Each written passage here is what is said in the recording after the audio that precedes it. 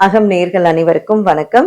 இன்னைக்கு நம்ம வீடியோல ஆடி ஸ்பெஷலா என்ன பார்க்க போறோம் அப்படின்னா, இந்த ஆடி மந்த்ல நம்ம ஒரு கோவில் பத்தின விசேஷங்கள், பெருமைகள்லாம் பார்த்துட்டு இருக்கோம். ஸோ இன்னைக்கு நான் உங்களுக்கு சொல்ல போற கோவில் என்னன்னா, இருக்கன்குடி மாரியம்மன்.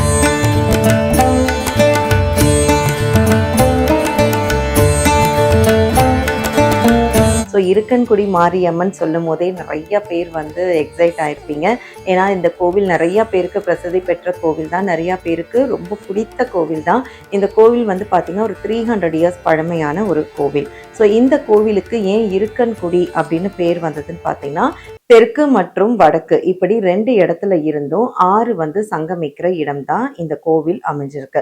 ஸோ அதனால தான் இருக்கன் அப்படின்னு ஆரம்பிச்சு அது இருக்கன்குடி மாரியம்மன் அப்படின்னு வந்தது.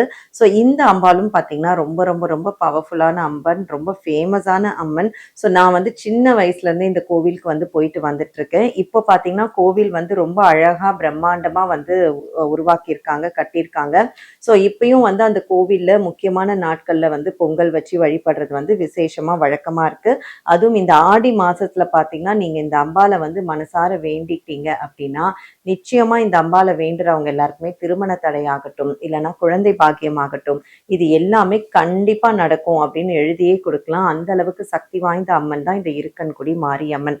இது அதே மாதிரி பாத்தீங்கன்னா இவங்க கிட்ட இருந்து நம்ம யாராலையும் தப்பிக்கவே முடியாது அப்படின்னு சொல்லுவாங்க. அதுக்கு வந்து நம்மளுடைய முன்னோர்கள் சொன்ன கதை என்ன அப்படின்னு பாத்தீங்கன்னா, ஒரு காலத்துல வந்து அம்மை போடுறது அப்படின்றது ரொம்ப தீவிரமா வந்துட்டு இருந்தது. ஸோ அந்த காலகட்டத்துல ஒரு பையனுக்கு வந்து அம்மை போடுது அப்படின்னு எல்லா ஊருக்கே வந்து அம்மை போடுது அப்படின்றதுனால அந்த குழந்தைய மட்டும் நம்ம எப்படியாவது காப்பாற்றணும் அப்படின்னு சொல்லிட்டு அந்த அம்மா வந்து அந்த ஊரை எல்லையை விட்டு தாண்டுறாங்க.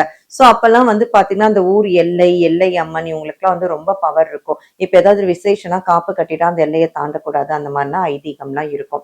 ஸோ அப்போ வந்து நம்ம எப்படியாவது நம்ம குழந்தைய காப்பாத்திடணும் அப்படின்னு சொல்லிட்டு அந்த ஊரை விட்டு போகும்போது ஒரு பாட்டி என்ன பண்ணிருக்காங்க, வழி மறைச்சு எனக்கு தலை வந்து ரொம்ப கடிக்குது, ரொம்ப ஒரு மாதிரி இருக்கு, என் தலையை கொஞ்சம் பாரு அப்படின்னு சொல்லி உக்காந்தாங்களாம். அப்ப அந்த தலையுள்ள இருக்கக்கூடிய அந்த தலை முடிய விலக்கி பார்த்தா அந்த கண்ணு வந்து ஓப்பன் ஆச்சு அப்படின்னு சொல்லுவாங்க.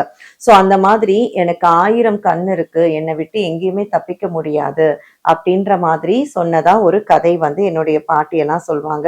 சோ அதனால இந்த அம்மன் கிட்ட இருந்து யாராலையும் தப்பிக்க முடியாது. அதனால அந்த பையனை வந்து திரும்ப அந்த அம்மா வந்து ஊருக்குள்ளேயே கூட்டிட்டு போயிட்டதா சொல்லுவாங்க. சோ அதனால இன்னைக்கும் பாத்தீங்கன்னா அங்க வந்து யாருமே எதுவும் தப்பு செய்யக்கூடாது, இப்படிதான் இருக்கணும், அப்படிதான் இருக்கணும், ஒரு கட்டுப்பாடு இருக்கும் அப்படின்னு சொல்லுவாங்க. அதே மாதிரி நம்மளுடைய வாழ்க்கையில என்னெல்லாம் வந்து வளர்ச்சி வேணும் அப்படின்னு நினைக்கிறோமோ கண்டிப்பா இந்த இருக்கன்குடி மாரியம்மன் கோவிலுக்கு போய் பொங்கல் வச்சு தேங்காய் உடைச்சு வேண்டிக்கிட்டோம் அப்படின்னா நிச்சயமாவே அது நடக்குங்க.